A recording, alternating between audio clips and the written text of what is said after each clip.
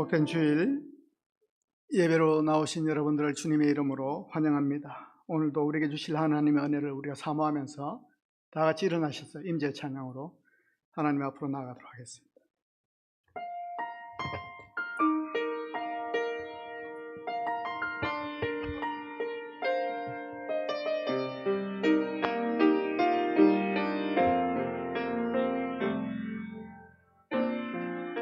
하늘의 문을 여소서, 이곳을 주목하소서. 주를 향한 노래가 꺼지지 않으니 하늘을 열고 보소서. 이곳에 임재하소서. 주님을 기다립니다. 기도의 향기가 하늘에 나오니 주여 임재하여 주소서. 이곳에 오셔서 이곳에 앉으소서. 이곳에서 예배를 받으소서. 주님의 이름이 주님의 이름만이 오직 주의 이름만 이곳에 있습니다. 이곳에 오셔서 이곳에 앉으소서. 이곳에서 예배를 받으소서. 주님의 이름이 주님의 이름만이 오직 주의 이름만 이곳에 있습니다. 나는 전능하신 아버지 하나님 천지의 창조주를 믿습니다. 나는 그의 유일하신 아들 우리 주 예수 그리스도를 믿습니다. 그는 성령으로 잉태되어 동정녀 마리아에게서 나시고 본디오 빌라도에게 고난을 받아 십자가에 못 박혀 죽으시고 장사된 지 사흘 만에 죽은 자 가운데서 다시 살아나셨으며 하늘에 오르시어 전능하신 아버지 하나님 우편에 앉아 계시다가 거기로부터 살아있는 자와 죽은 자를 심판하러 오십니다. 나는 성령을 믿으며 거룩한 공교회와 성도의 교제와 죄를 용서받는 것과 몸의 부활과 영생을 믿습니다. 아멘.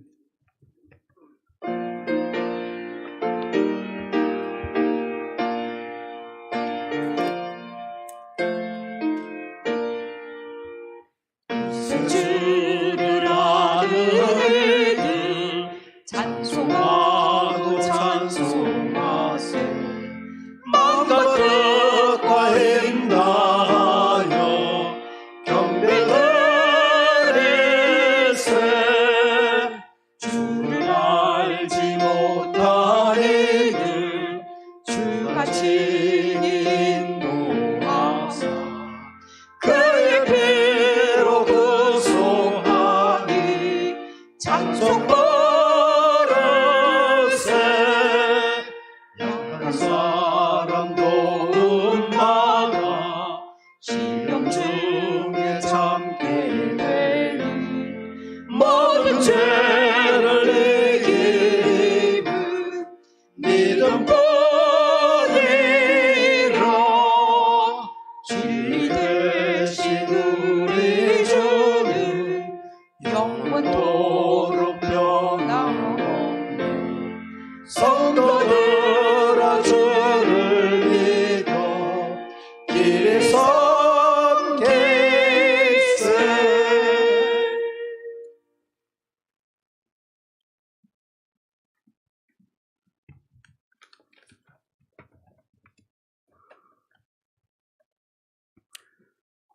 오늘도 살아 역사하시는 하나님 아버지 감사합니다. 지금도 지구 저편에서는 지진과 전쟁으로 생사의 소용돌이 속에 있지만 오늘 지금 저희를 예배자로 오늘 불러주시니 영광과 찬송과 감사를 올려드립니다. 하나님, 이 시간 우리의 상한 마음을 싸매어 주시옵소서. 우리의 연약함과 허물을 아시는 하나님, 우리의 죄가 주홍같이 붉을지라도 흰같이 희게 하여 주시옵소서. 우리의 죄를 주님의 보혈로 깨끗이 씻어 주시옵소서. 세상 소리에 낙담하며 부정적인 말로 엘리의 아들처럼 나쁜 행실과 강포를 즐긴 우리의 허물과 죄를 이 시간 사하여 주시옵소서. 원하옵기는 지준으로 졸지에 생사의 갈림길에 있는 요새 우리의 이웃 키르키예의 수많은 매몰자들이 속히 가족의 부모로 돌아올 수 있도록 불쌍히 여겨 주시옵소서. 또한 전쟁으로 수많은 저민이들과 무고한 시민들이 죽어가는 러시아의 전쟁이 하루속히 멈추기를 기도합니다. 그래야 속히 경제가 안정되어져서 이 나라에도 하나님 모든 정치, 경제가 주의 뜻 안에서 움직여지기를 원합니다. 우리 또한 남북으로 나눠져 서로에게 총을 겨누고 있는 현실이지만 우리의 평안은 영원한 것처럼 지난 날들을 잊고 우리는 살아가고 있습니다. 이 나라가 평화를 가장한 악법과 강팍함, 잘못된 선택과 망하는 선택을 하지 않도록 하나님 막아 주시옵소서. 거짓과 제약으로 채닫는 이 나라를 긍휼히 여겨 주시기를 원합니다. 악인이 부끄러움을 당하고 하나님의 공의와 정직이 살아있음을 반드시 보여주시옵소서. 우리 교회가 먼저 회개하기를 원합니다. 우리 교회만, 나만 잘 되고자 하는 이기심과 탐심에서 눈을 떠 주님이 원하시는 곳에 우리의 마음이 머물러 있게 하여 주시고, 이 나라와 울산 땅과 우리 교회 위에 어둠과 묶임이 풀리고 하나님 보시기에 거룩하고 아름다운 교회로 거듭나게 하여 도와주시옵소서. 2023년 우리에게 주신 복음의 사람 예배자로 살게 하소서라는 표처럼 진실한 예배자로 살 수 있도록 마음판에 새기게 하여 주시고, 영신 가정마다 떡과 물질로 시험받지 않게 성읍의 회복을 주시고, 말씀을 붙잡고 예배로 승리하고 예배로 증거 삼는 한 해가 되게 역사하여 주시옵소서. 저희들 리딩 지저스로 내일부터 시작을 합니다. 모든 성도가 끝까지 잘 완주하게 하여 주시고, 주의 율법에서 놀라운 것을 보게 하여 주시고, 평생 여호와의 집에 살면서 여호와의 아름다움을 찬양하는 말씀으로 우리를 통치하여 주시옵소서. 우리 영신교회를 사랑하시는 하나님, 오늘 또 살아있는 복음이 역동하는 교회 되게 하시고 열방을 축복하고 송구하는 교회로 크게 사용하여 주시옵소서. 하나님, 다음 세대 교회학교와 주의 청년 우리 자녀들이 예언하고 청년들이 환상을 보도록 성수에서 도우시고 시온에서 붙들어 주시옵소서. 영신의 양떼를 푸른 초장 맑은 물가로 인도하고자 주야로 기도하시는 우리 사랑하는 정 목사님, 영육간에 더욱 강건하게 붙들어 주시옵소서. 오늘 또 생명의 말씀, 능력의 말씀을 전하실 때에 성령께서 감동 감화 역사여 말씀이 풀어지고 깨달아지고 말씀 앞에 결단하고 열매 맺는 시간이 되게 갑절의 영감을 부어 주시옵소서. 오늘 또 하늘의 음성을 우리에게 들려주시옵소서. 이 시간 먼 타국에서 한 생명을 살리고자 파견된 대한민국 구주 대원들에게 임마누엘로 지켜주시옵소서. 이 예배를 통하여 저는 자, 눕는 자, 아파하는 자들을 걷게 하여 주시고 소망을 주사 다시 일어날 수 있도록 강한 손과 펴신 팔로 우리를 붙잡아 주시옵소서.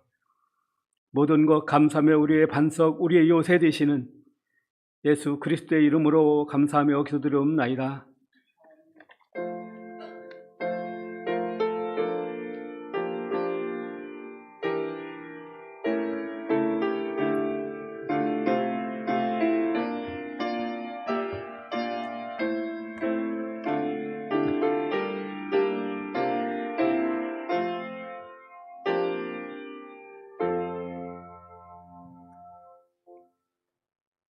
교회 소식을 알려드리겠습니다. 주보를 참조하시길 바랍니다. 각 가정에서 비대면으로 예배드리신 여러분들과 교회에서 예배드리는 여러분들을 모두 주의 이름으로 축복하며 환영합니다. 2월 기도 제목 참고하셔서 온 성도 매일 기도 운동에 동참해 주시기를 바랍니다.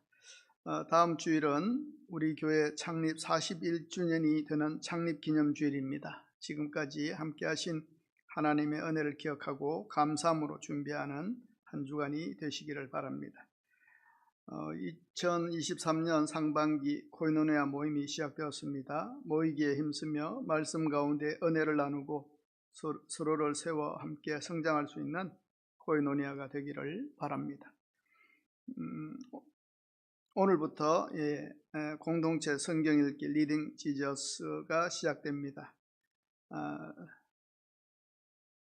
코이노니아별로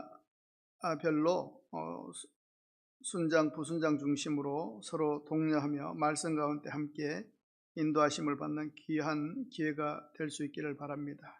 주보와 함께 나눠드린 통독표 있습니다. 이걸 참고하셔가지고 하루하루 성경 읽는 분량 그리고 또 이것을 통해서 또 서로 읽고 또 체크해가지고 올해는 그룹별로 확인을 좀 하려고 합니다. 이제 성경 한 40주간 읽는 것은 쉽지가 않죠. 서로 완독하기 위해서는 서로 독려하고 함께 가기 위해서 그룹으로 나누어서 서로 체크해주고 또 은혜를 나누기를 원하는데 우린 특별하게 그룹은 나누지 않고 지금 현 코이노니아 모임이 그룹이라고 생각하시면 되겠습니다. 여러분 우리 순장님들의 또 인도함에 좀 도움을 많이 받으시기를 바라고요. 성경 읽고 또 중요한 것은 이제 코이노니아 모임 안에서 읽었으면은 그날 많이도 아닙니다. 아마 코이노니아별로 카톡이 있을 줄 아는데 그 카톡에 완독이란 그 말을 이제 쳐서 보내주시면은 여러분들이 지금 잘 읽고 계시는구나, 아니면 또 서로 또 이렇게 또 연락을 해서 서로 읽기를 또 독려할 수 있는 그런 기회가 되기 위해서 그룹으로 만들었으니까요. 성경 그룹의 리더, 순장님들 인도하에 리딩 지저스 그리스도 중심 성경 읽기 잘 감당해 주시기를 바랍니다. 그리고 밴드에도 가입해서 그 은혜도를 나눠주시면 되겠습니다. 사실은 이것을 시작하기 위해서 교재가 있어요. 근데 1권에서 6권까지 있는데 그것을 뭐 매번 여러분들에게 구입하라고 말씀은 못 드리는데 더 큰 도움을 받기를 원하시는 분들은 시중에서 교재 리딩 지저스 이걸 1권을 구입해서 함께 읽으시면은 더 말씀 읽는 데 큰 도움을 받으실 수 있으리라 믿습니다. 시작이 중요합니다. 시작이 반입니다. 꼭 성경 읽기에 우리 코이노니아에서 서로 독려하면서 돌아보면서 함께 말씀의 길을 걸어갈 수 있기를 바랍니다. 2023년 청소년 청년부 겨울수련회가 2월 19일 주일, 26일 주일 2주간에 걸쳐서 성경 공방이라는 주제로 토브하우스에서 매주일 오후 3시에 가집니다. 많은 기도와 관심 협조를 부탁드립니다. 오늘 사랑의 만나는 황문철 집사님, 김경숙 권사님 가정에서 장례 치르고 나서 은혜 중에 장례 치르고 나서 감사해서 섬깁니다. 11시 30분에 이 함가 명반인데 모두 다 참여하셔서 위로해 주시고 함께 성도의 교제를 하시기를 바랍니다. 나머지 광고는 주보를 참조하시기를 바랍니다. 오늘 우리에게 주신 하나님의 말씀은 시편 1편 1절에서 3절까지 말씀입니다. 시편 1편에서 3절까지 1절에서 3절까지 말씀 제가 봉독하여 드립니다. 복 있는 사람은 악인들의 꾀를 따르지 아니하며 죄인들의 길에 서지 아니하며 오만한 자들의 자리에 앉지 아니하고 오직 여호와의 율법을 즐거워하여 그의 율법을 주야로 묵상하는도다. 그는 시냇가에 심은 나무가 철을 따라 열매를 맺으며 그 잎사귀가 마르지 아니함 같으니 그가 하는 모든 일이 다 형통하리로다. 아멘. 오늘 말씀의 제목이 즐거운 인생입니다. 여러분 어떻게 사는데 좀 즐거우신지 또 재미가 있으신지 모르겠습니다. 인간을 새롭게 정의하는 말 중에 호모 루덴스라는 말이 있습니다. 호모 루덴스, 잘 들어보지 못하신 명칭 같지만은 뭐 많은 정의, 호모 사피엔스도 있고 뭐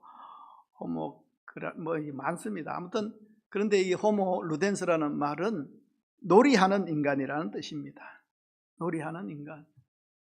인간은 원래 본질과 본성이 그 자체가 놀고 즐기는 인간이란 겁니다. 그래서 즐거운 인생 살기를 원합니다. 사람은요, 즐겁기 위해서, 재미있게 세상 살기 위해서요, 많은 것을 만드는데 다 놀이하는 문화라는 겁니다. 즐거운 삶을 보낼 수만 있다면, 재미만 있다면 웬만한 비용도 지불할 각오가 되어 있습니다. 그래서 세상에서 보면은 사람들이 즐거워할 것들을 많이 만들어 놔요. 문화 콘텐츠도 많고요. 막 게임도 막 개발을 많이 하고요. 또 즐기기 위해서는 여행도 가고 또 즐겁기 위해서 많은 스포츠 게임, 운동도 하고 또 운동 팀에 또 팬으로 참가해서 막 즐기기도 하고요. 콘서트도 참가하고 뭐 동호회 활동도 하고 이 모든 것이 우리가 사실은 즐겁자고 하는 일이라는 겁니다. 즐거워야 좋아요. 즐겁지 않으니까 재미가 없잖아요. 지루하잖아요. 따분하잖아요. 그래서 뭐 좀 즐거운 거 없나, 재밌는 거 없나 이렇게 돌아보고 찾고 그렇게 즐기기를 원하는 그 본성이 우리에게 있다는 겁니다. 그런데 오늘 말씀에 보면은 여호와의 율법을 즐거워하여 라는 말씀을 보면서 율법으로 인해서 즐거워할 수도 있다는 말처럼 보입니다. 성경의 즐거움, 말씀의 즐거움, 율법의 즐거움, 이게 가능한가? 세상의 즐거움과 달라도 너무나 다른 것 같습니다. 세상에 많은 사람들이 어떻게 하면 좀 즐거울까? 많은 것을 개발하고 많은 것을 찾고 많은 것을 가고 뭐 이렇게 애를 쓰는데도 불구하고 여호와의 율법을 즐거워할 수는 있겠는가? 그런 시도는 하지 못할 것 같아요. 그렇죠? 그런데 오늘 말씀에는 뭐라고 얘기합니까? 여호와의 율법은 즐거워할 수 있다. 율법이 우리에게 즐거움을 줄 수 있다는 겁니다. 율법이 뭐예요?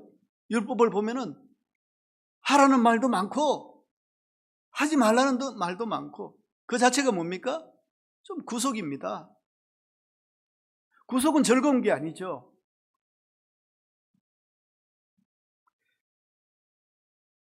율법이라고 하면 우리가 부담스럽습니다. 무겁게 받아들입니다. 그런데 시편 1편은 율법과 즐거움을 연결하고 있습니다. 율법이 즐거워? 세상에 즐길 것이 얼마나 많은데 과연 율법을 즐거워할 수 있는가? 오늘 말씀을 통해서 율법을 즐거워한다는 것이 무엇이고 확인하고 또 율법을 즐거워할 수 있는 우리 모두가 되기를 주의 이름으로 축원합니다. 우선 시편 1편 1절에 보니까요, 복 있는 사람에 대해서 단도직입적으로 말합니다. 우리가 얼마나 복의 사람이 되길 원합니까? 복 싫어하는 사람은 없잖아요.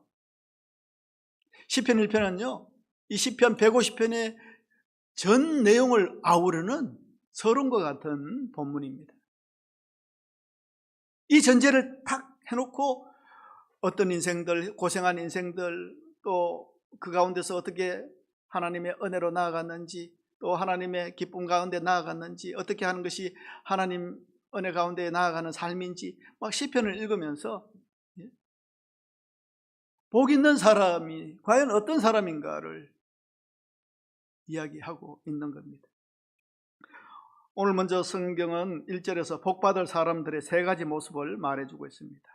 여러분 잘 보시길 바랍니다. 나는 복이 있기를 원하잖아요. 특별히 하나님의 복이 있기를 원하지 않습니까? 그 복이 내 마음, 우리 삶 가운데에 임하기 위해서 하나님이 원하시는 모습 세 가지가 있습니다.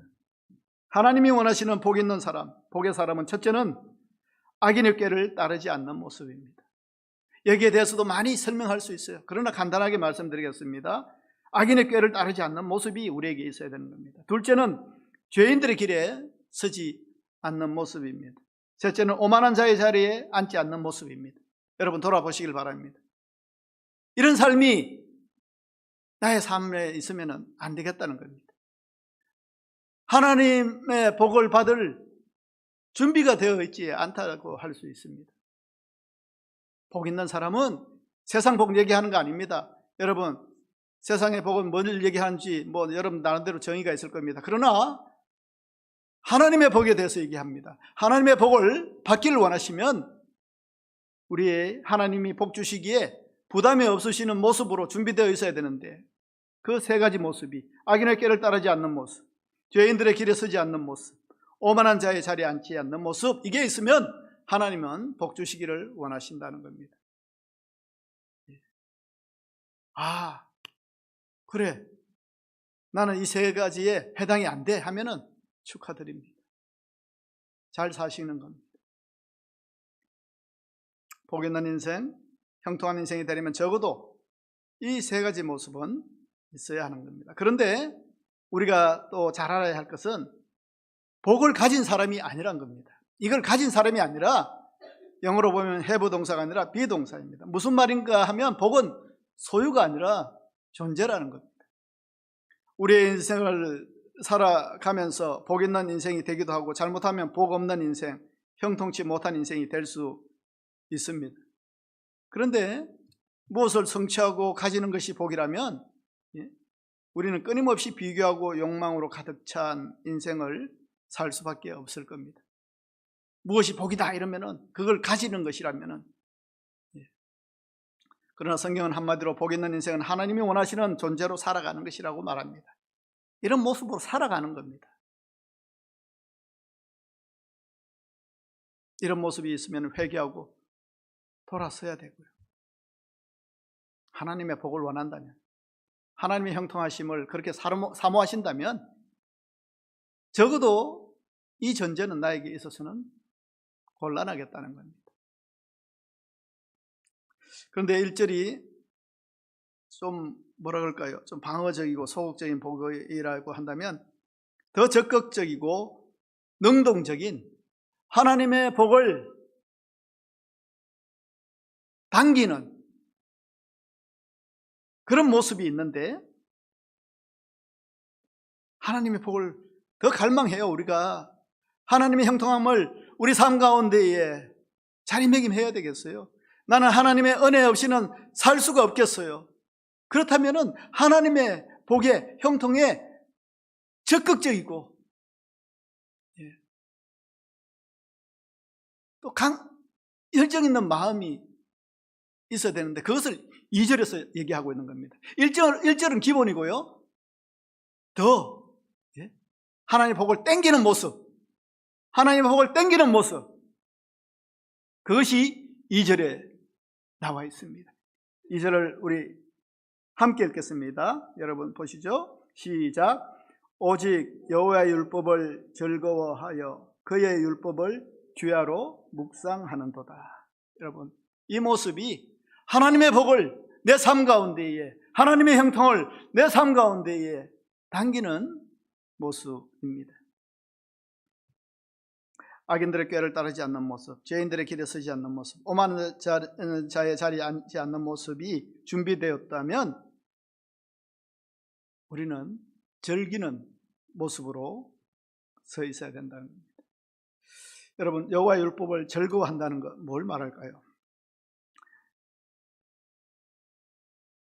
시편 1편에서 말하는 즐기는다는 것은, 이 즐거움은요, 우리가 하나님의 말씀을 지켰을 때, 순종했을 때 생기는 즐거움을 말합니다. 이해되셨나요? 율법의 즐거움은요, 하나님의 말씀을 지켰을 때, 순종했을 때 생기는 즐거움을 이야기한다는 겁니다. 그러니까 이것은 아무리 즐거움을 위해 별 시도를 다 해보는 세상 사람들은 누릴 수도 없는 즐거움입니다.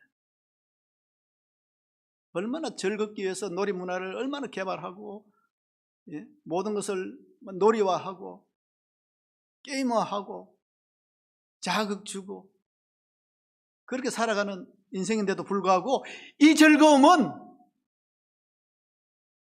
캐내지 못한다는 겁니다. 그러면 이 즐거움은 누가 누릴 수 있습니까? 이 즐거움은 하나님을 사랑하고 하나님 말씀에 아멘으로 살아가는 성도들이 누리는 즐거움이라는 겁니다. 성도들만이 누리는 즐거움입니다. 세상은 알지 못하는 즐거움입니다. 이런 설교를 세상 사람들 가운데 하면은 무슨 말인지 몰라요. 그게 무슨 말인지, 여호와의 율법을 즐거워하는 게 무슨 즐거움이냐고. 그건 구속이고, 나를 얽매이는 거고, 속박하는 거고, 내가 모든 것을 떼어놓고 자유롭게 구속함을 받지 않고 막 내가 하고 싶은 대로 하는 것이 그게 즐거움이지, 이 즐거움은 세상이 생각지도 못하는 즐거움입니다. 다시 말해서 이 즐거움은 성도가 말씀을 알고 그 말씀에 순종할 때 그 순종의 결과로 얻어지는 즐거움입니다. 그러니까 전제는요, 하나님을 알아야 되고요, 말씀을 알아야 되고요, 그 말씀에 순종해야 되고요, 그럴 때 주어지는 기쁨, 그 즐거움이 율법의 즐거움이라는 겁니다. 여호와의 율법을 즐거워한다는 것은 그 자체로서 우선 하나님을 사랑한다는 것을 말합니다. 율법이 즐겁지 않은데, 율법이 즐겁다는 것은 말씀하시는 하나님을 사랑하는 겁니다. 하나님을 사랑하면 하나님의 말씀을 즐거워하게 되고 주야로 묵상하게 되어 있습니다. 사랑하는 사람과 대화를 하는 것은 즐거운 일입니다. 그러니까 율법이 즐겁다? 하나님에 대한 사랑이 먼저 전제되어 있는 겁니다. 오직 여호와의 율법을 즐거워하여 그의 율법을 주야로 묵상하는도다. 주야로 묵상한다고 했습니다. 묵상은 우리가 어떻게 이해합니까?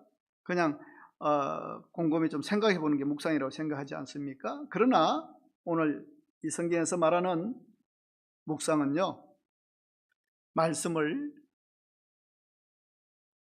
읽습니다. 말씀을 듣습니다. 그 말씀을 곰곰이 되새김합니다. 그리고 그렇게 살아야 되겠다고 생각합니다. 왜요? 하나님의 말씀이고 내가 사랑하는 하나님이 나에게 바라시는 모습이기 때문에 그렇게 실천하려고 합니다. 그렇게 실천했을 때 나에게 물밀듯이 주어지는 즐거움, 그게 말씀의 즐거움입니다. 실제로 그 말씀에 순종하여 실천할 때, 하나님 말씀 실천할 때, 순종을 지킬 때 우리에게 생기는 즐거움이 율법을 즐거워하는 것입니다. 하나님의 말씀을 지키지 않으면요, 하나님은 말씀하세요. 그런데 우리는 말씀을 지키지 않습니다. 그걸 뭐라고 그럽니까? 불순종 아닙니까? 불순종하면요 이미 하나님과 불편합니다. 즐겁지 않습니다. 이 즐거움이 우리 마음에서 나가버리는 겁니다. 순종해야 즐겁다니까요. 그래서 율법의 즐거움은 순종입니다.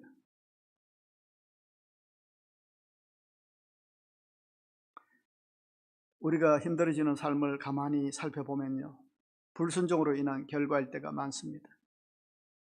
우리가 말씀에 불순종할 때, 하나님이 원하신 것을 우리가 불순종할 때 우리 마음에는 기쁨이 사라집니다. 하나님 말씀대로 살지 않았고요 오히려 하나님이 싫어하는 일을 하고 사는데 우리 마음이 하나님이 주시는 기쁨과 즐거움 가운데 살 수 있습니까? 없죠. 즐겁지 않습니다. 불순종하면 나도 모르게 마음에 눌림이 있고 하나님과 거리가 느껴지고 기도도 안 되고 막연하고 불안합니다. 왜요? 이렇게 사는 것은 하나님이 원하시는 삶이 아니라는 것을 나는 좀 교회 다녔다고 말씀 봤다고 신앙생활 했다고 아는 겁니다. 아는데도 불순종해요. 그러니까 내가 기쁠 수가 있습니까?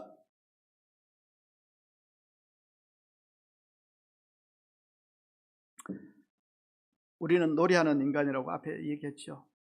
대표적인 놀이가 스포츠 경기 아니겠습니까?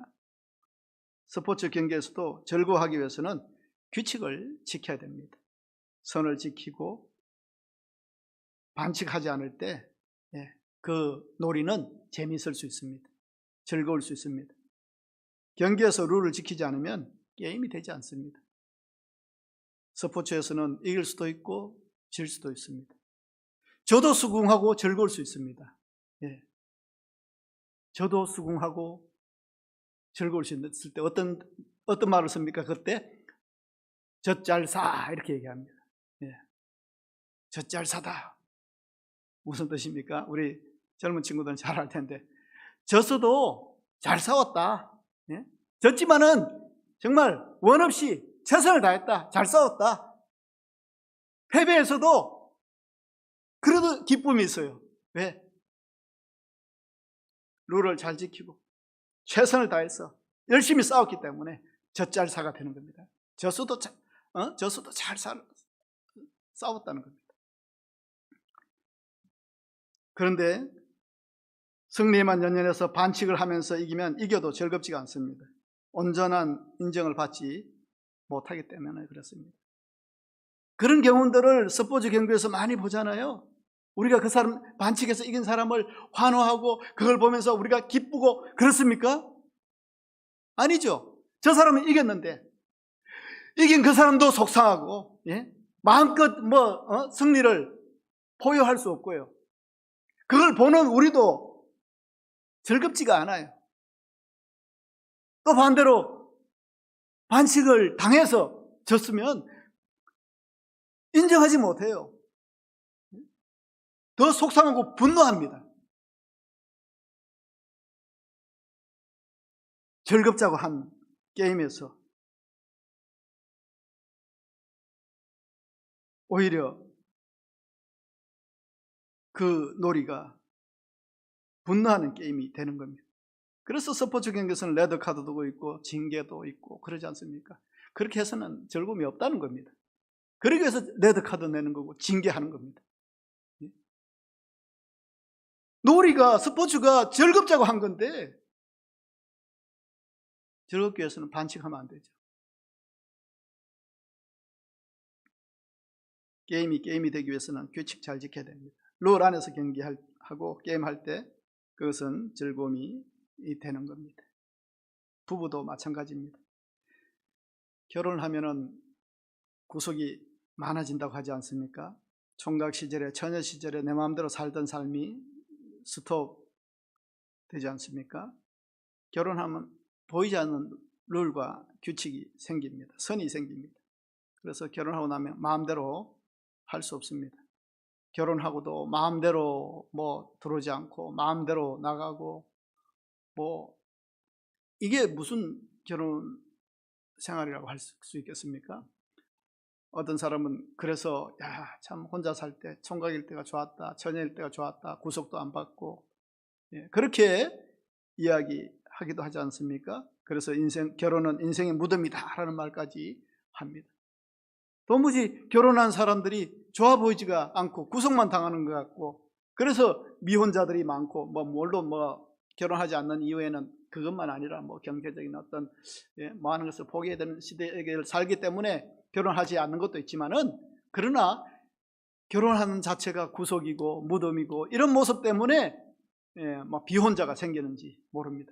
그런데도 불구하고 결혼한 사람들 있지 않습니까? 왜 결혼합니까? 그렇게 보이지만은, 그러나 결혼해서 서로를 배려하고 인정하고 부부의 도를 지키고 선을 지킬 때는 미혼들과 비혼들이 느낄 수 없는 가정의 즐거움이라는 것이 있기 때문에 그렇지 않겠습니까? 진정한 가정은 하나님이 세우신 것이 가정이기 때문에 그 가정은 사실은 즐거움이 내포되어 있는 겁니다. 그 선을 지키지 않았기 때문에 가정이 아주 지옥인 가정도 있지만,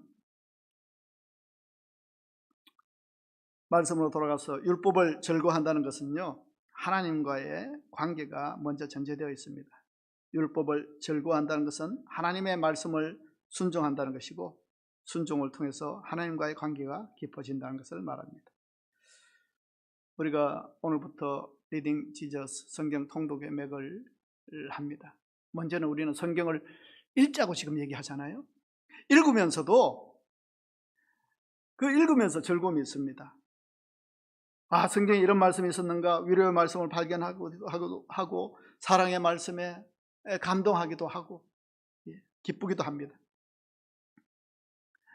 그런데 말씀의 절정은요, 적용이고 실천입니다. 읽어도 기쁠 수 있어요.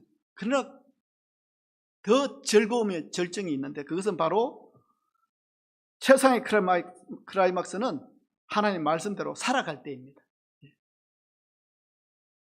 하나님 말씀대로 살아가려고 그러면은 하나님이 어떻게 말씀하신 줄 알아야 되지 않습니까? 그게 전제 아닙니까? 그래서 성경을 우선 읽는 겁니다. 읽으면서 기쁘실 겁니다. 하나님 말씀에 이런 말씀이 있었구나. 내가 이번 기회에 읽는 것을 도전하지 못했다면은 평생 이 말씀이 있는 줄도 모르고 살아갈 수 있었는데, 이렇게 꾸역꾸역 이렇게 인내로 이렇게 읽다 보니까 하나님 말씀에 막 도전도 받고, 어떨 때는 하나님 말씀이 막 꿈틀꿈틀 살아 움직이고 그런 은혜를 느낄 수 있어요. 여러분 도전하세요. 다 참여하세요. 그런데요, 그렇게 다 읽고 내 마음이 기쁠 수 있지만 그것은 또 잊어버려요. 정말 이 말씀의 즐거움, 이 가운데 살아가기를 위해서는요, 그 성경 읽으면서 하신 말씀대로 살아갈 때 말씀이란 최상의 즐거움을 우리는 누릴 수 있다는 겁니다. 그것을 누구보다 내가 더 잘 압니다. 그 말씀이 즐겁다는 것을 내가 더 잘 알아요. 어떤 나요? 말씀대로 살아가려고 내가 시도해 봤을 때 말씀대로 사는 내가 너무 즐거운 겁니다. 그런 기분 아시죠? 말씀대로 살아가는 내가 너무 즐거워요. 세상 사람들 그게 뭐 즐거울 거냐 말하지만은 나는 즐거운데 어떡할 겁니까? 내가 왜 즐거워요? 나는 그냥 내 도덕적 관념으로 난 타고난 버버시도 사는 사람이었어가 아니라 말씀에 도전을 받고 그 말씀대로 힘들지만 내가 살아가요. 실천해요. 순종해요. 해보세요. 그러면 얼마나 즐거운지, 얼마나 내가 대견스러운지, 얼마나 내가 기쁜지, 그 즐거움이 말씀 가운데 있다니까요.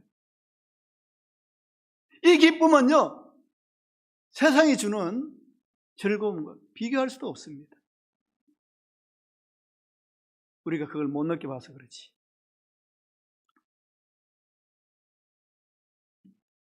그러니까 율법의 즐거움, 율법이 뭐 즐겁냐 얘기하는데 그 율법의 즐거움의 출처는요, 말씀에 있고요, 그 말씀에 순종에 있고 그 말씀대로 사는 삶에 있는 겁니다. 오직 여호와의 율법을 즐거워하여. 어떻게 즐거울 수 있어요? 내가 하나님을 사랑하고 하나님 말씀대로 살기 때문에 즐거운 겁니다. 즐거워해야지? 아닙니다. 즐거움이 밀려와요. 세상 사람들이 봐도 왜 사냐고 나는 웃어요.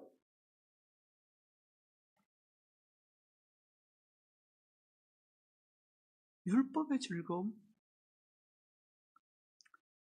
여러분, 이것이 깊이 경험되어 있으면요, 이 즐거움은 세상의 어떤 즐거움에도 밀리지 않습니다. 여러분, 재밌는 게 뭐가 있어요? 즐거운 게 뭐가 있어요? 예? 율법보다는 많을 것 같잖아요. 말씀보다는 얼마나 많아요. 말씀은 즐거움 아니에요. 그렇게 생각되면서 말씀을 보지 않습니까? 그러나 이것이 경험되면요, 이 즐거움은 세상의 어떤 즐거움에도 밀리지 않습니다. 조금만 세상에 즐거움이 있으면 내팽개치고 나가는 즐거움이 아니라는 겁니다. 어떤 즐거움이요? 하나님 말씀에 내가 조금 밝아지고 그 말씀에 아멘 하면서 나를 좀 던지고 살 때 그 즐거움을 여러분 느껴보시라는 겁니다. 세상 문화는 얼마나 즐거움을 찾는 문화입니까? 그런데 세상이 주는 즐거움은요, 얕은 즐거움입니다. 값싼 즐거움입니다. 짧은 즐거움이에요. 오래 가지 않는 위험한 즐거움도 많습니다. 그리고 쾌락을 추구하는 즐거움도 많습니다. 그런데 그런 즐거움은 쉽게 사라집니다. 오래 가지 않아요. 그러면서 더 말초적이고 자극적인 즐거움을 추구합니다. 재밌어요. 재밌으면, 계속 재밌으면 얼마나 좋겠어요. 그런데 나중에는 시큰둥해집니다. 그러면서 요거보다 더 강렬하고 자극적이고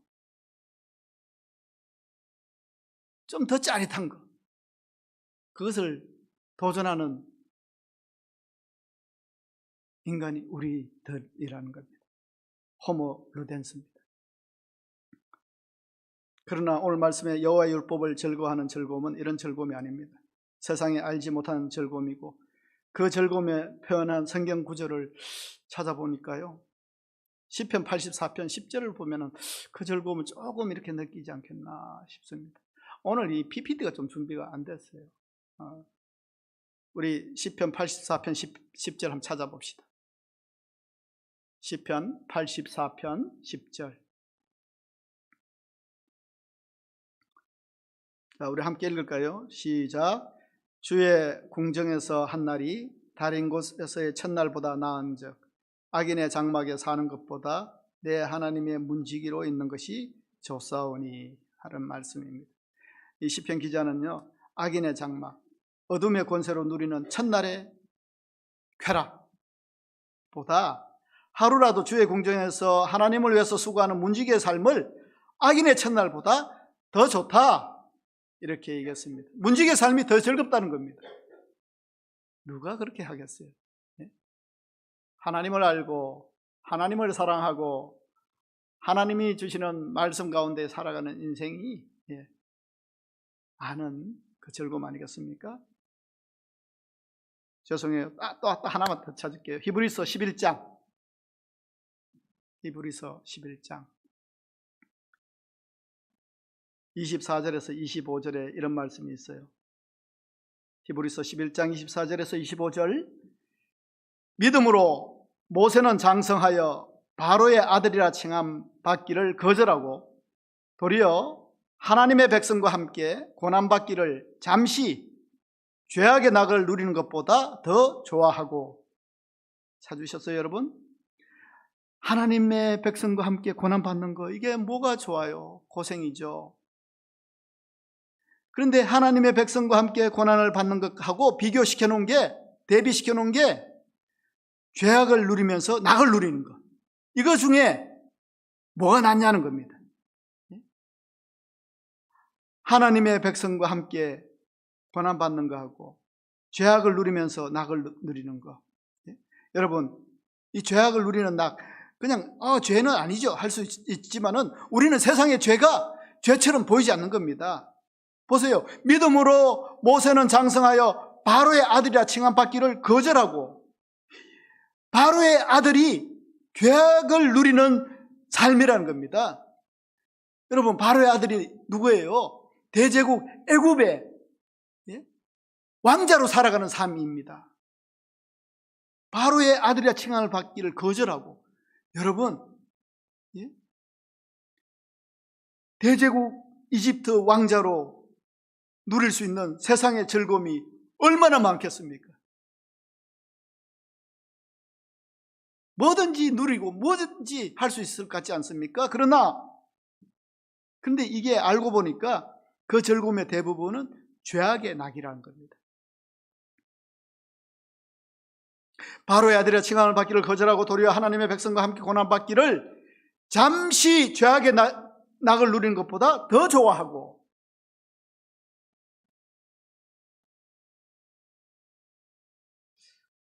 여러분 보니까요, 바로의 이집트의 왕자로서 누리는 이 낙이, 이 즐거움이 대부분은 죄악의 낙인데, 그런데 그런 죄악의 낙도 잠시라고 했습니다. 이 사실을 모세는 알았는지 몰랐는지 모르겠지만 선택이 옳았습니다. 잠시에 속지 않았습니다. 누구나 애굽 왕자를 선택할 것 같잖아요. 그런데 백성들과 함께 누리는 그걸 선택했습니다. 왜 그걸 선택했습니까? 하나님이 그것을 원하시고 그의 믿음으로 그것을 선택했습니다.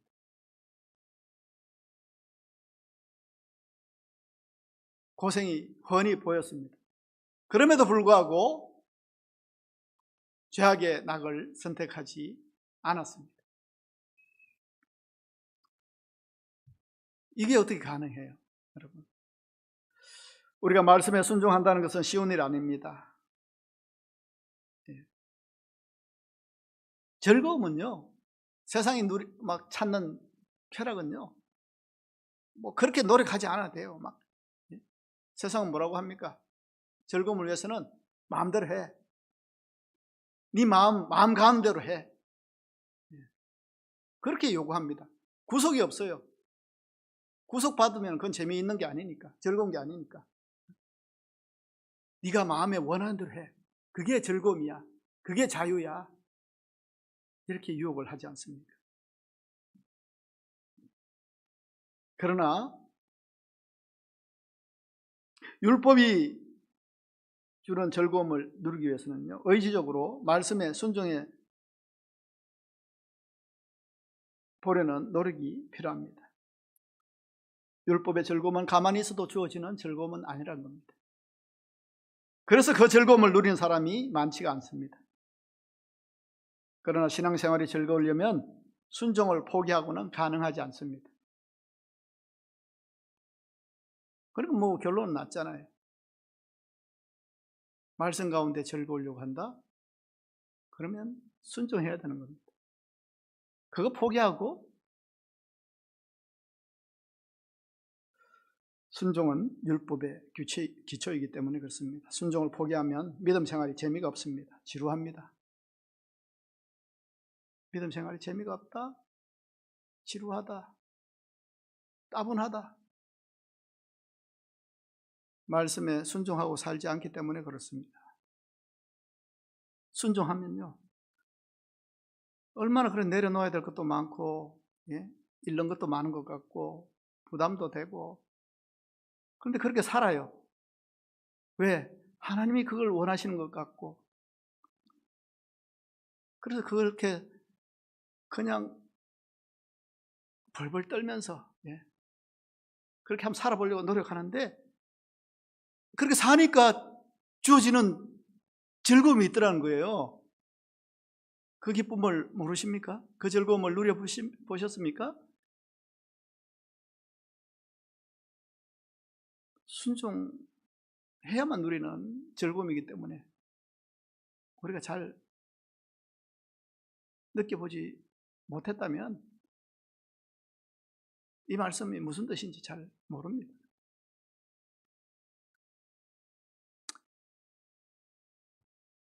여러분, 오늘날 문제가 뭡니까? 놀고 즐기는 인간의 본성이 잘못된 곳에서도 즐거움을 찾는 것 아니겠습니까? 세상이 추구하는 즐거움은 사실은 즐거움이 아니라 재미를 찾는 겁니다. 즐거움을 얻어내려고 막 즐거움을 짜내는 겁니다. 그래서 뭐 어떻게 하면 즐겁겠어요? 그래서 막 놀이동산에 가면은 막 롤러코스터 같은 것도 있고 자이드롭 같은 것도 있고 막 짜릿짜릿해야 돼요. 재밌어야 돼요.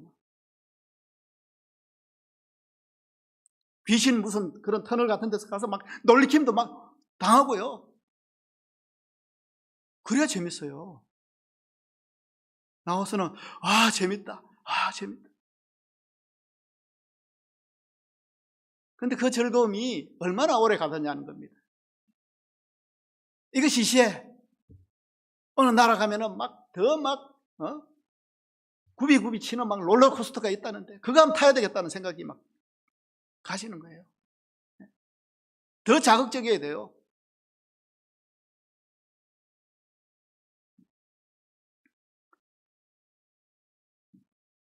세상 즐거움은요, 계명에 매이지 말고 네가 하고 싶은 대로 해라, 막 그렇게 얘기합니다. 즐거움만 있다면 마음대로 하라는 겁니다. 그게 설령 하나님이 기뻐하지 않은 것이라도, 우리가 보면 하나님 기뻐하지 않은 것이라는 것을 알 수 있어요. 그런데 세상은 그게 없습니다. 그냥 네 마음 가는 대로 해. 그게 즐거운 거야. 얘기하지 않습니까? 그러나 성경은 그렇게 얘기하지 않습니다. 성경은 정반대입니다. 순종해봐라. 말씀대로 살아봐라. 힘들지만 실천해봐라. 그러면 즐거움에 매달리지 않아도 그냥 찾아오는 즐거움이 있을 것이다. 얘기합니다.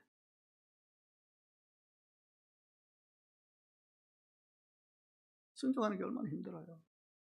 말씀대로 사는 게 얼마나 힘들어요. 그런데 힘들지만은 실천해 보라는 겁니다. 그러면 내가 막 가지려고 한 게 아닌데 그렇게 하니까 그냥 그 즐거움이 느끼려고 느끼는 게 아니라 와요. 그냥 와요.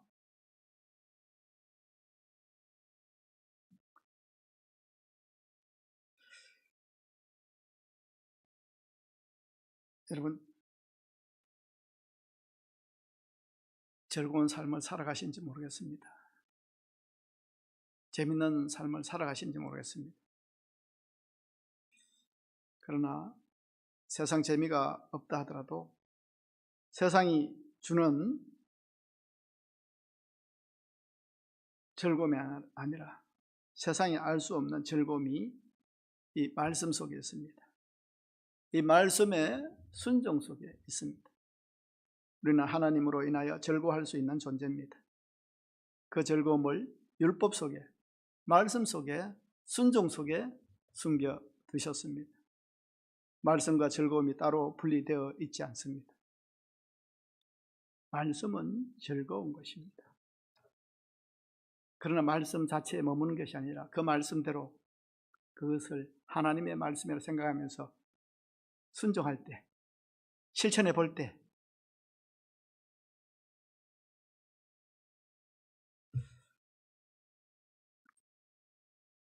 여러분, 앞에서도 말씀드렸지만은 말씀과 율법 속에는 얼마나 하지 말라는 말이 많습니까? 우리가 그것을 순종하지 못하기 때문에, 순종하지 못해서 그 즐거움 가운데 나아가지 못하기 때문에 힘주어 명령하시는 거 아니겠습니까? 하지 말아야 즐거움이 있어요. 해야 즐거움이 있어요. 그래서 명령하시는 겁니다. 하나님이 우리가 즐겁기를 원하시기 때문에 명령하시는 거죠. 그런데 우리는 구속하기 때문에 명령하신다 생각하지 않습니까? 즐거워하기 위해서 명령하시는 겁니다. 여러분, 그 명령 속에는요, 순종할 때, 실천할 때 하나님이 책임져 주시는 즐거움과 보상이 또한 숨겨 있는 줄 믿으시기를 바랍니다. 그렇게 말씀하실 때는요, 책임져 주시기 위해서 그렇게 말씀하시는 거예요. 너 그렇게 하지 마. 끝이 아니에요. 그렇게 하지 않았는데 하나님이 그걸 귀하게 보시는 겁니다. 순종을 우리는 즐거워할 수 있습니다. 3절 보세요. 순종할 때 어떤 결과가 일어나는지. 그는 시냇가에 심은 나무가 철을 따라 열매를 맺으며 그 잎사귀가 마르지 아니함 같으니 그가 하는 모든 일이 다 형통하리로다. 아멘. 그는 누구예요?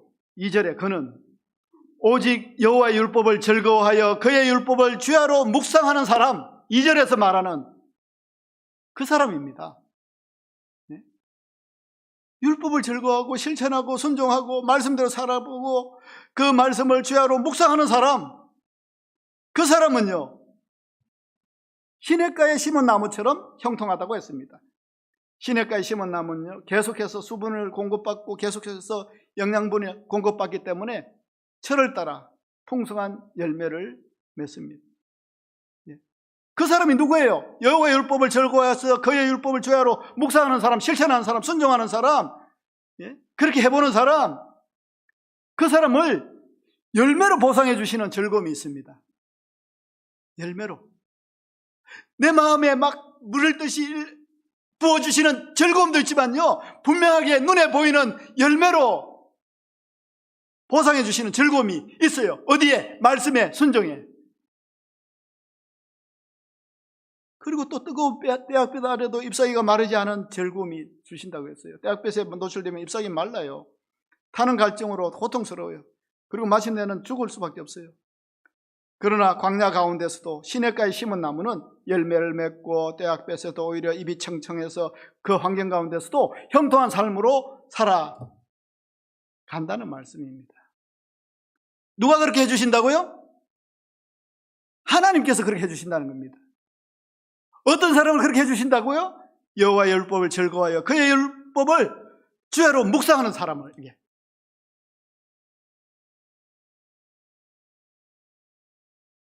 여기 시냇가에 심은 나무는요 원래 시냇가에 심은 나무가 아니에요.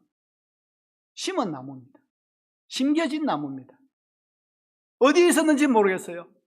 보통 퍽퍽한 광야 어디에 심겨져 있던 그 나무인데 하나님께서 귀하게 살아가고 순종하고 살아가고 말씀대로 살아보려고 하는 그 모습이 이쁘셔서 탁 뽑으셔서 생명수 물가에 심어주신 겁니다. 그래서 열매를 맺게 하시고 세상은 다 죽겠다고 하는 그런 떼약볕 아래에서도 잎이 청청하게 살아가게 하시는 겁니다.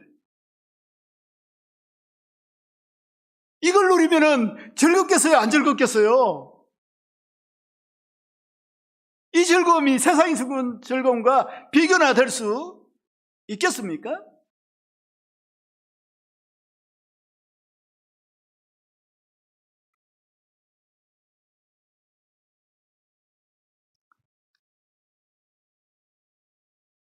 그런데 하나님 복은 형통의 복이라고 했습니다. 그가 하는 모든 일이 다 형통하리로다. 사람들은 형통이라는 단어를 뭐 잘 풀리고 잘 되는 뭐 이런 번창하는 그런 성공을 의미하겠구나 생각하지만은 물론 그런 뜻도 있지만은 오늘 본문에 사용된 성경적인 형통은요 인생 대박을 이루고 단번에 인생 역전하고 세상에서 성공하고 보란듯이 번창하는 그런 의미가 아니라 하나님과 상관 있는 삶 가운데 하나하나 풀어지는 형통입니다. 하나하나 풀어지는. 점점 나아지고 전진하고 발전하고 성공하고 유익을 얻는 것을 말합니다. 그렇게 풀려지는 인생이 얼마나 즐겁겠어요. 얼마나 사는 맛이 나겠어요. 얼마나 믿는 맛이 나겠어요. 그런데 그 형통은 다름 아니라 하나님과의 관계에서 시작된다는 것입니다. 하나님께서 지속적으로 순종하면 삶에 묶인 것이 하나하나 풀어진다는 말씀입니다. 말씀을 차곡차곡 순종하면 반드시 불순종으로 꼬여있던 내 문제가 풀어질 줄 믿습니다. 이것이 하나님이 주시는 형통입니다.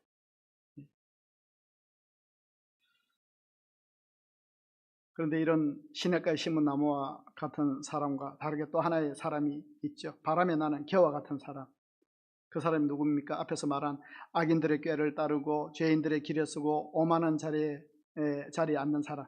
이 사람을 바람에 나는 개와 같은 사람이라고 하고 있습니다. 4절에 보시면 악인들은 그렇지 아니하며 오직 바람에 나는 개와 같도다. 예.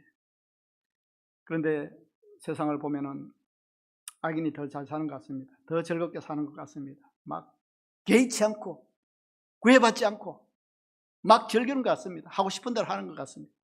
그러나 성경은 악인의 형통을 부러워하지 말라고 하십니다. 왜냐하면 거기에는 하나님이 책임져 주시는 형통이 없기 때문에 그렇습니다. 악인의 형통은 진짜 형통이 아닙니다. 악인이 누리는 즐거움은 육신의 즐거움이기 때문에 그렇습니다. 결코 하나님이 주시는 즐거움은 누릴 수 없습니다. 그래서 로마서 8장 8절에 육신에 있는 자들은 하나님을 기쁘게 할 수 없느니라 이렇게 말씀합니다. 육신에 있는 자들은 하나님을 기쁘게 할 수 없습니다. 또 하나님이 주시는 즐거움도 누릴 수 없습니다. 악인은 하나님 입장에서 보면 결코 성공한 사람이 아닙니다. 실패해도 아주 크게 실패한 사람입니다. 그 실패한 사람을 부러워할 필요가 있겠습니까? 눈에 보인 대로 판단해서 부러워하지 마시길 바랍니다.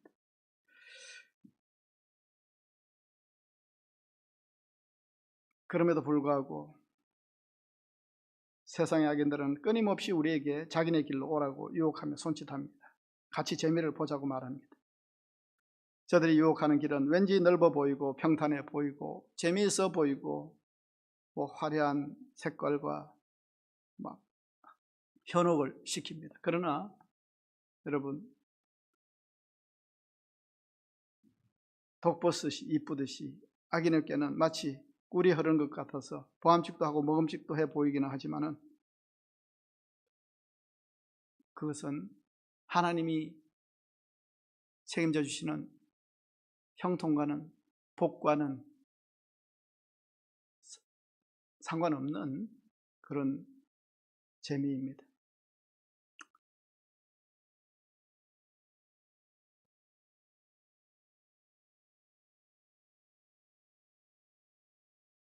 악인들을 5절에 보시면 악인들의 모임에 들지 못하리로다. 죄인들이 의인들의 모임에 들지 못하리로다. 죄인들.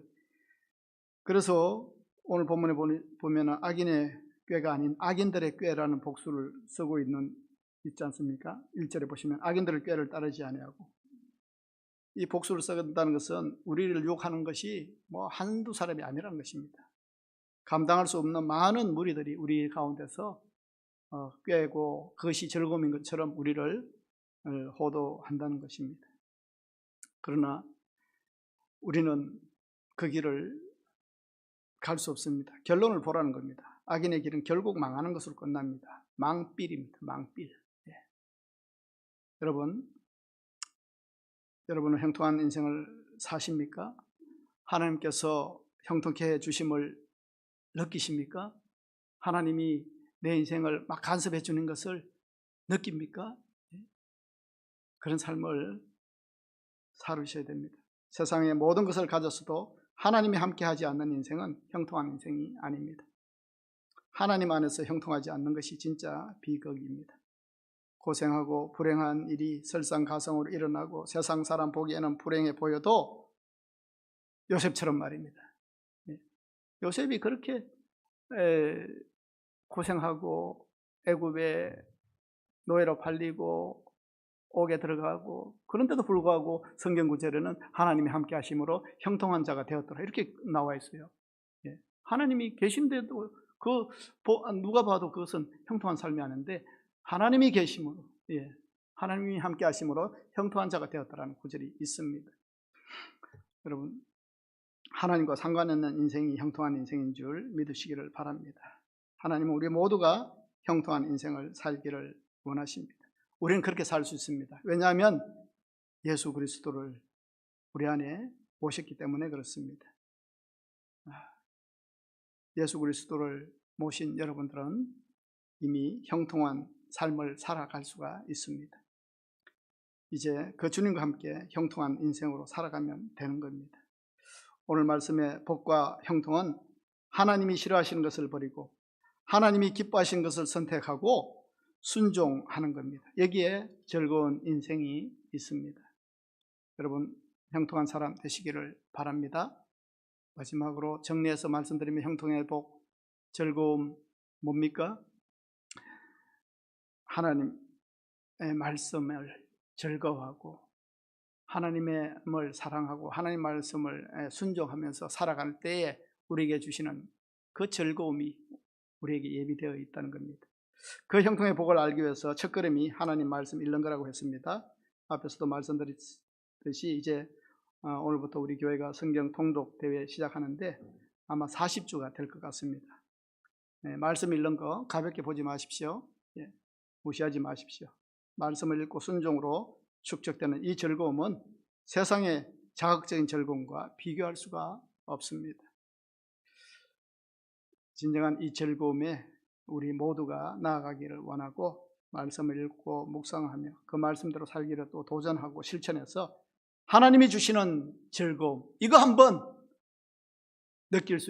도전해서 이렇게 느낄 수 있는 귀한 기회가 되기를 주의 이름으로 축원합니다. 기도하겠습니다. 하나님 아버지, 감사를 드립니다. 우리가 살아가는 세상, 어떻게 살아가는 것이 즐겁고 재미있는지, 재미를 살아가기를 원할 때도 많지만, 그러나 우리가 살아가는 세상에서 염려와 절망으로 눌리는 삶을 살아갈 때가 많습니다. 그럼에도 불구하고 하나님께서 책임져 주시고 열어주시는 즐거움이 우리에게 있는 줄 믿습니다.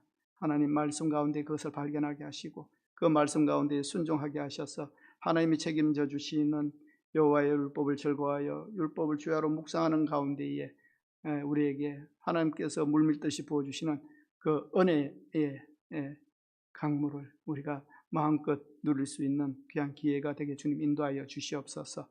이제 오늘부터 리딩 지저스 성경 통독의 맥을 시작하려고 합니다. 우리에게 인내를 허락하여 주시고 모든 말씀 가운데에 우리의 영이 밝아지게 하시고 또 말씀의 도전을 받아서 말씀대로 살고 순종을 다짐하며 세상이 줄 수 없는 주님 주시는 즐거움과 형통으로 복으로 나아가는 귀한 시작이 될 수 있도록 하나님 함께하여 주시옵소서. 감사드리며 예수님의 이름으로 기도합니다. 아멘.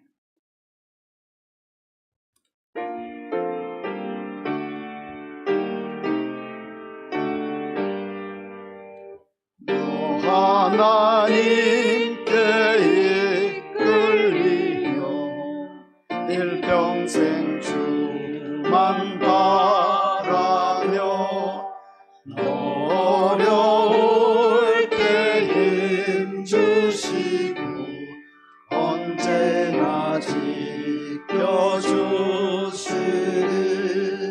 주 크신 사랑 믿는 자 그 반석 위에 소리라.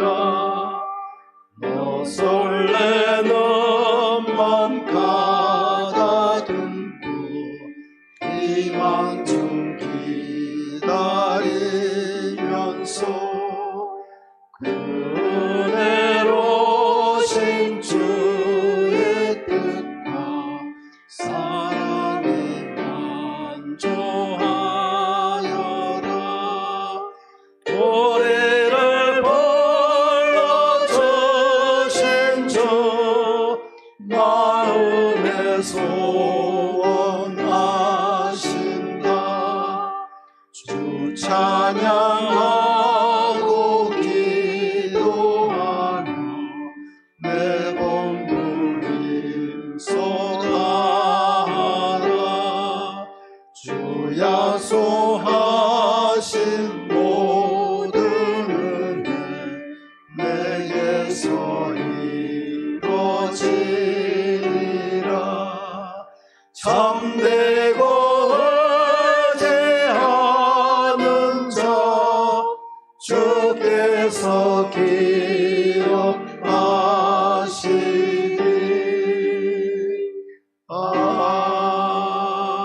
아멘. 하나님 아버지, 감사를 드립니다. 복된 인간 이 자리에 나올 때에 빈손으로 나오지 않고 우리의 정성을 함께 가지고 나왔습니다. 11조로 감사헌금으로 1,000번제로 천상금과 승리와 주일헌금으로 드리진 손길들 주님 연락하여 주시고 하늘의 문을 여시고 도우시는 은혜로 부어주시고 하늘의 신령한 것과 땅에 기름진 것으로 복되게 하셔서 그 삶을 더욱더 감사의 제목으로 윤택하기에 축복하여 주시옵소서.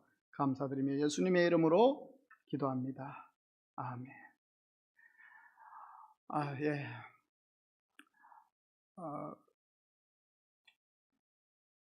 그 장수가 함과 명반. 예. 저 아시는 분은 좀 인도하셔서 우리 어르신들도 같이 모시고 가셔서 함께 성도의 교제를 하시기를 바랍니다. 그리고 여러분 설교 말씀 가운데도 전했지만은 우리가 이제 올해 성경 통독회에 더욱더 많이 함께하고 서로를 독려하면서 함께 나아가기를 원합니다. 멀리 갈 수 있는 것은요 함께 가는 겁니다. 예. 그래서 전부 다 이번 기회에 성경 통독에 도전하시고 또 말씀해 주시는 즐거운 가운데에 나아가는 귀한 기회가 되기를 바랍니다. 우리 여러분들은 우리 순장님들한테 이렇게 연락이 오고 확인하고 해도 기쁘게 또 서로 교제하고 서로 도움을 받으시기를 바랍니다. 찬송가 600 우리 인사하겠습니다. 사랑하고 축복합니다. 잘 오셨습니다. 다 같이 일어나셔서 635장 찬양합니다.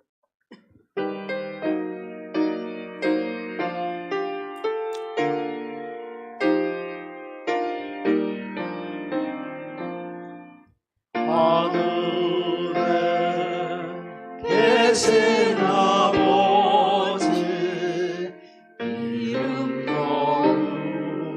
거룩하사 주의 나라 임하시고 뜻이 이루어지이다.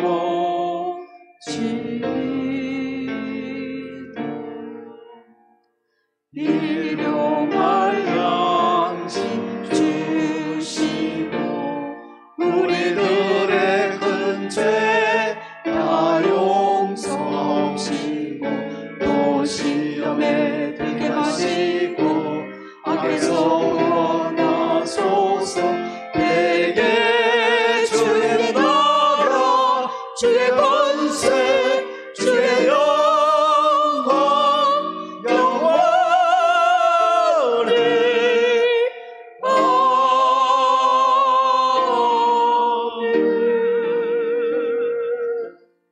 이제는 우리 주 예수 그리스도의 은혜와 하나님 아버지의 크신 사랑과 성령의 감동하시며 감화하시며 역사하심이 이 세상 살아가면서 우리가 바라보아야 할 것은 세상의 탐욕과 세상의 즐거움이 아니라 주님이 기뻐하신 곳에서 발견되어지는 인생으로 말씀 붙잡고 말씀 순종하며 주님 주신 형통한 삶으로 복 있는 인생으로 즐거운 인생으로 살아가기를 원하는 이 시간 예배한 성도들을 위해 지금부터 영까지 함께 하시기를 간절히 축원하옵나이다.